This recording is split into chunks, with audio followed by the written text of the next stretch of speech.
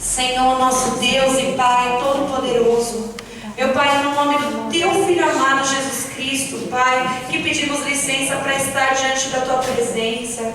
Senhor Jesus, nós entregamos nossas vidas, meu Pai, essa noite nas Tuas mãos, para que o Senhor possa estar falando do início ao fim desse culto, meu Pai, sobre as nossas vidas. Senhor Jesus, eu te peço, meu Pai, limpa, meu Pai, os olhos cegos, ouvidos surdos, meu Pai, e meu Pai, nos livra de todo sono, todo cansaço, meu Pai, que queiram impedir de nós sairmos daqui hoje com a nossa vida transformada. Meu Pai, eu quero pedir, Senhor Jesus Cristo, que o Senhor possa vir, meu Pai, receber nosso louvor como um aroma adorável e agradável a Ti, meu Pai. Que, meu Pai, o Senhor possa estar cuidando de cada detalhe em tudo que nós vamos estar fazendo aqui nessa noite. É o que eu te peço em nome do Deus que é Pai, Filho e Espírito Santo. Amém. Graças a Deus.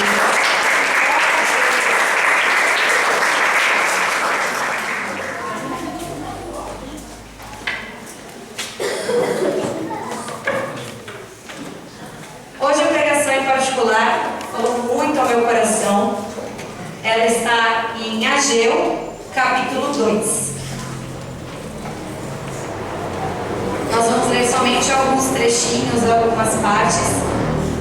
Mas, antes da gente começar a ler a passagem, eu vou contar um pouquinho a história para vocês de como que foi que chegou nessa história de Ageu. De uma forma bem simplificada, bem curtinha, para vocês conseguirem acompanhar. Fechou? Então, vamos lá. Pode passar para o próximo, por favor? Tudo começou com o velho templo de Jerusalém. Esse templo, ele foi um templo prometido desde a época de Davi. Na época dos tabernáculos ali. A Arca da Aliança era colocada em tendas e ali Davi via aquela situação e ficava indignado. E aí Deus permitiu que Davi viesse a construir o templo? Não. Vamos lá? Não. Nossa, adolescentes, vocês estão com sono mesmo? Mais alto, vai. Não. E aí o que aconteceu? Deus não permitiu Davi, mas permitiu o filho dele. E o filho dele chamava Salomão. O pessoal está inteligente aqui, hein? Salomão. Só que o que aconteceu? Salomão, a gente já sabe que ele começou super bem, mas aí depois ele veio, o caminho dele foi se perdendo. E aí, infelizmente, depois daquele templo maravilhoso construído ali com muito suor, muito trabalho, muita oferta do povo, muita dedicação do povo, o que aconteceu? Veio um rei ruim, outro rei ruim, outro rei ruim. Várias sucessões de erros através dos governantes que estavam ali cuidando do povo, que deveriam direcionar o povo. Só que sabe o que aconteceu? Com tudo isso que acontecia, do povo toda hora pecando, toda hora falhando e permitindo ser dirigido pelo erro, o povo começou também a se sujar. Então, é como esse copo d'água que limpa. Quando o povo ali veio do reinado de Davi, o povo estava assim, Lógico, teve momentos de dificuldades, teve momentos... Todos nós temos na nossa vida esse tipo de momento. Só que o problema é quando a gente se permite ir afundando, e ali a cada rei que vinha com o pecado, com os novos costumes, o que acontecia com o povo? Eles iam, se sujando. Vinha o outro, se sujava de novo. Até que chegou ali um momento que Deus, ele estava tão triste, tão irritado, tão nervoso e tão angustiado com esse pecado desse povo, esse povo que só sabia errar, só sabia pecar, que o que aconteceu? Ele permitiu com que o Império Babilônico viesse e destruísse tudo, destruísse toda Jerusalém destruísse todo o templo, aquele templo lindo, maravilhoso, foi destruído. A gente pensa assim, né? Aqui eu falei velho, então você já está pensando, mas ela fala novo. Mas quando a gente pensa no velho, a gente tem o costume de já pensar que é algo ruim, que é algo desprezível, né? Que é algo que não tem valor, mas muito pelo contrário. Aquele velho templo, ele era um lugar que aquelas pessoas, quando aconteceu toda aquela destruição, que eles foram presos, eles foram levados, gente, como escravos, como prisioneiros. E quando tudo isso aconteceu, eles só tinham aquele templo lindo, maravilhoso, como uma memória, como uma lembrança. Muitas vezes a gente tem até alguns casos, né, que às vezes a gente está aqui na fé, está bem com Deus, está fazendo as coisas tudo certo, e aí a gente vai lá e erra, a gente peca, e a gente perde ali tudo que a gente conquistou com Deus. E naquele momento que a gente está triste, qual que é a primeira lembrança que a gente tem? Das coisas boas que a gente já viveu com Deus, das coisas boas que Deus pôde agir na nossa vida e também através da nossa vida. E não foi diferente com esse povo. Quando eles perderam, né? Quando aconteceu essa grande destruição, o povo ali perdeu a chance de continuar louvando, de continuar adorando ao Senhor naquele tempo. E antigamente, diferente dos dias de hoje, as pessoas dependiam do templo para poder adorar e louvar a Deus, para poder fazer as suas ofertas para Deus. Não é igual hoje que a gente consegue estar aqui na igreja, consegue estar em casa, consegue estar no carro, consegue estar andando na rua e sentindo a presença de Deus, falando com Deus. Não era dessa forma. Mas Deus ali, Ele chamou um profeta. Ele chamou ali, na verdade, um homem. E esse homem se chamava Esdras. Repete comigo. Esdras. Esdras, ele foi um homem que foi chamado para poder reerguer, né, aquela cidade, reerguer aquelas estruturas, aquele templo. Só que o que aconteceu? Começaram a vir os inimigos e começaram a mandar cartas e mandaram repreensões e tentavam de toda forma com que aquele templo fosse reconstruído? Não. Eles queriam impedir com que aquela glória do Senhor, através do templo, pudesse acontecer novamente.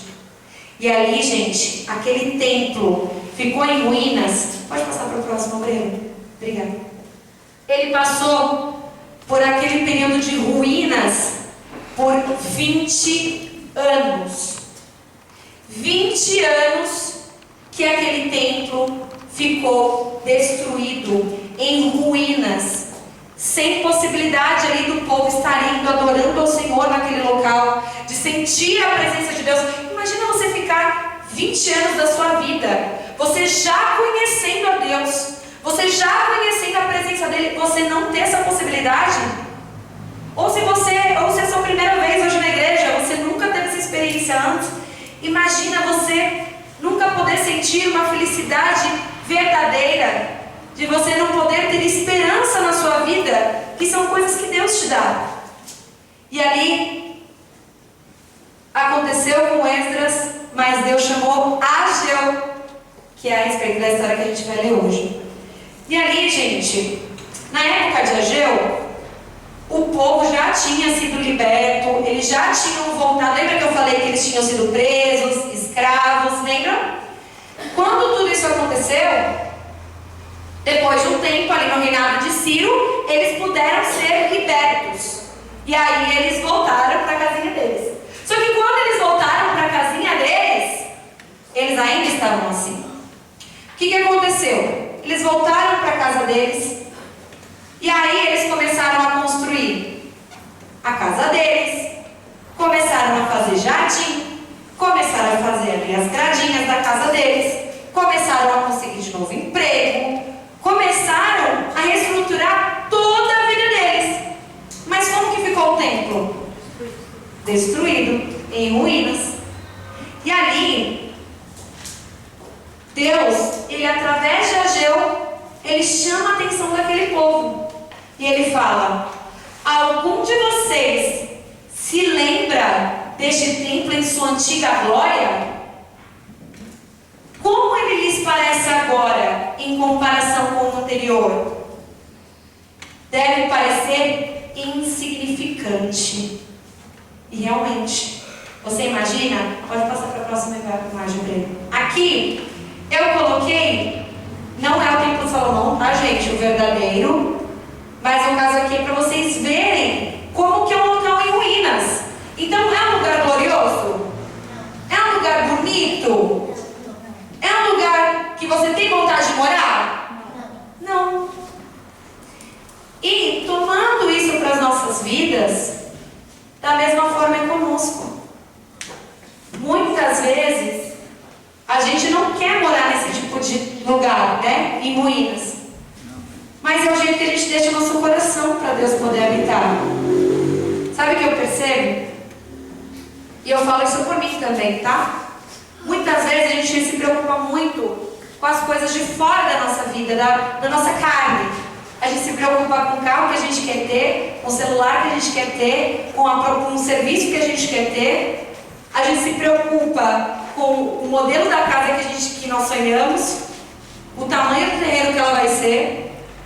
A gente se preocupa até com os patinhos que vai ter na lagoa. Mas a gente não se preocupa em como está a nossa vida espiritual. A gente esquece de analisar isso. Como está a nossa vida espiritual? Sabe, quando você olha para você mesmo, como é que você se enxerga? Como que você se enxerga? Tem pessoas que às vezes estão com a vida por dentro tão destruída espiritualmente, que quando você olha por fora, você vê que a pessoa também, ela não está bem. Porque ela não está bem por dentro, e em reflexo disso, ela não consegue fazer as coisas de fora acontecerem. E às vezes a pessoa não entende por que ela não consegue mudar de profissão, ter uma casa diferente. A pessoa ela não entende por que ela não consegue desenvolver na vida dela. Mas é porque o principal de tudo, que é o que faz tudo rodar, tudo funcionar, não está agindo na vida dela. Quando eu vejo assim essa questão do templo, todos pensavam no templo ali que era grandioso. E quando Ageu chega e fala para aquelas pessoas, lembra que eu falei de Esdras? Esdras, quando ele começou a fazer, ele começou a fazer uma partezinha. Ele deu uma ajeitadinha. Mas é igual o antigo templo? O velho era igual? Não, não era igual. Ainda estava pequenininho, estava mirradinho, né? Todo destruído, todo em pedaços ali. Como nesse daqui, ó. Sem teto, quase sem parede. O chão quase não dá para pisar, porque aqui tem vários destroços. Da mesma forma. Você gostaria de viver num local assim? Não. Numa casa que quando chove, mora dentro? Não. Você gostaria de morar num lugar em que as paredes estão caindo? Não. Não é nosso desejo. E a gente não pode desejar a mesma coisa para Deus. A gente esquece que Deus, Ele deixou de habitar. Quando Jesus morreu naquela cruz por nós, Ele deixou de morar em templos para morar no nosso coração. E hoje, depois daquela repreensão que teve no domingo, que a Brena virou para mim e falou assim: Yasmin, eu orei, eu tirei a palavra, mas Deus só está querendo repreender, eu não sei o que eu faço. Então, né? Não tem o que fazer, né, Brena? Mas hoje eu fiquei muito feliz porque na palavra o Senhor hoje Ele quer te dar força. Deus hoje Ele quer dizer que você consegue. Sabe por quê? Deus, Ele diz que apesar desse novo templo que eles construíram, né? Fosse um templo menor do que o templo antigo, do que aquele templo de Salomão, a glória dele seria muito maior. A glória dele seria infinitamente maior. Independente do ouro, da prata, do ouro, porque tudo isso pertence a Deus. Aquilo tudo seria maior, sabe por quê? A que aqueles homens foram encorajados a reconstruir foi o templo que depois teve a chance de ter Jesus dentro. E não de forma espiritual, não somente espiritualmente, mas principalmente fisicamente. Jesus pode operar milagres naquele templo. Jesus pode estar dentro daquele templo ensinando. Mas vocês imaginam se não tivesse acontecido isso? Se não tivesse sido reconstruído? Muitas vezes a gente fica procrastinando, sabe? Ah não, amanhã eu vou fazer. Amanhã vai ser diferente. Amanhã eu vou conseguir. Amanhã eu vou conseguir ler a Bíblia. Às vezes eu dou esse exemplo de ler a Bíblia porque eu sei que é uma coisa que é fato. Muitas vezes a gente vai deixando, né? Para depois. Ah, depois eu oro. Ah, depois eu falo com Deus. O WhatsApp está em dia. Mas orar para Deus tá difícil. Sabe? A gente esquece de cuidar da nossa vida espiritual. E aí, quando a gente vê, a gente está 10 anos, 15 anos, 20 anos, 30 anos, com a vida assim, destruída. Com o nosso templo destruído. Com Deus querendo, Jesus querendo ali bater numa porta que nem existe. Então, nós temos que refletir muito nisso. Porque o templo foi destruído porque o povo permitiu. Através do pecado, através das más ações. E como que você tem enxergado as suas ações no dia a dia? Olha para o seu coração nesse momento. Para nesse momento e olhe para você mesmo. Como que está o seu coração? Como que se encontra esse templo? Ah, Yasmin, ele está intacto aqui, tá? Estou lutando, mas ele está intacto. Olha, obreira, sabe o que aconteceu? Eu tive um problema, meu passado veio à tona, os pensamentos vieram e eu deixei uma parede cair. Então, antes de cair, vamos fazer o quê? Vamos lutar para reconstruir. E o Senhor, em prova disso, em Ageu, pode passar para o próximo. Ele encoraja e ele diz: mas assim diz o Senhor, seja forte, Zorobabel, seja forte, sumo sacerdote Josué, filho de Jeozaдаquel.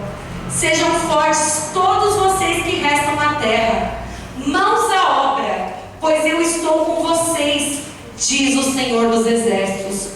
Meu Espírito habita em seu meio, como prometi quando vocês saíram do Egito. Portanto, não tenham medo.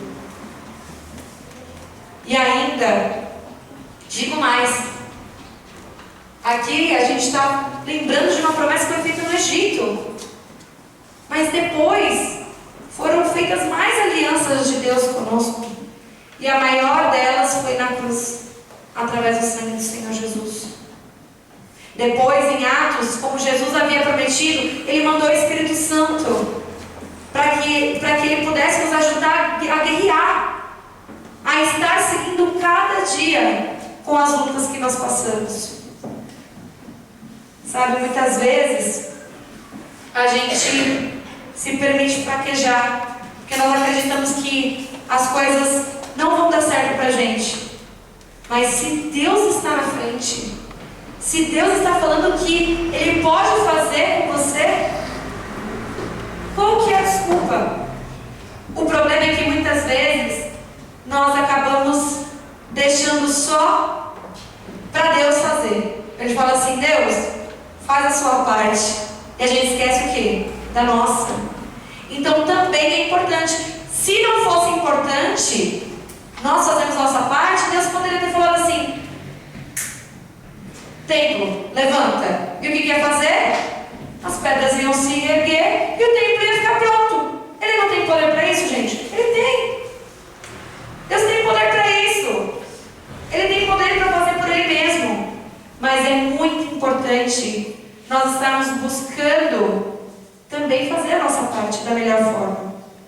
Até aqui mesmo, Pode passar a próxima. Até eu estava... desculpa. Acabei de programar. Eita, peraí.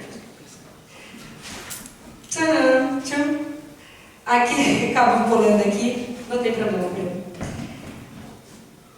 O que eu quero dizer para vocês que essa questão de fazer a nossa parte é muito importante porque muitas vezes a gente esquece de dar o nosso melhor e aí, o que acontece? A gente consegue conquistar? A gente consegue ter a presença de volta de Deus na nossa vida? Não consegue. E aí por isso eu coloquei, não importa o tamanho. Pode voltar agora. Não importa o tamanho, mas importa o lugar para Jesus habitar. E nós devemos sempre buscar ser melhores porque nós somos aquele que busca pelo perfeito. E se nós não buscarmos dar nosso 100%, você vai continuar patinando, você vai continuar vivendo os mesmos erros, as mesmas falhas. Quando o diabo vier para tentar, você vai conseguir dizer não? Não. Quando alguém vier te chamar para fazer alguma coisa errada, você vai se permitir, porque você não está dando o seu 100%. Essa questão a gente fala em questão da vida espiritual, mas em tudo na nossa vida.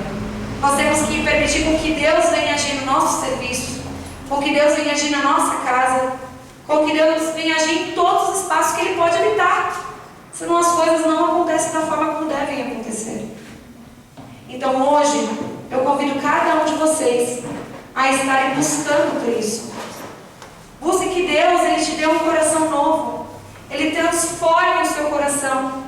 Venha buscar com que Deus venha agir de forma com que até aquilo que parece que não tem mais jeito, volte a ter jeito. Bruna, mas o que eu fiz foi muito errado. Gente, não tem mais errado quando tem Deus no caminho.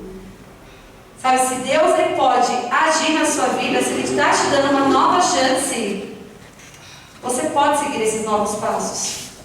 Então vamos pensar agora, quais são os passos que você deve tomar? Quais são os pensamentos que você deve abandonar? Quais são os sentimentos que você tem que ali, lutar? Eu mesma, eu sou uma pessoa que agora aconteceu o meu aniversário e muitos anos eu tive que aprender a lutar. E é uma luta. Por quê? O diabo ele sempre vai saber as cartas para tentar tocar na sua vida. Mas vai ser de você escolher se você vai deixar ou não ele jogar essa carta na sua vida. Vai ser você que vai escolher. A própria pastora Vilma, ela estava contando o testemunho, da igreja, e ela poderia muitas vezes ter se permitido abalar, ter deixado o diabo usar ali da carta da depressão contra a vida dela. Só que, gente, conhecendo a pastora Vilma, até se ela ouvir falar que o remédio que ela vai tomar tem ali escrito assim, pode dar depressão, a pastora não toma. Isso é dar o seu 100%. Se eu sei que aquilo pode me atingir, eu não vou. Se eu sei que, se eu for ali, numa rua, os adolescentes, eu sei que naquela rua ali tem fluxo, eu vou passar ali no meio da rua do fluxo se eu tenho vontade de participar do fluxo? Não. Eu vou ir pela outra rua, mas eu não vou passar ali pelo meio, porque eu sei que se eu passar ali no meio, eu vou acabar caindo, eu vou acabar falhando. Se eu sei que eu não estou bem numa matéria, eu vou me esforçar e eu vou estudar. Eu não vou esperar chegar na hora da prova e pedir a cola para o amigo.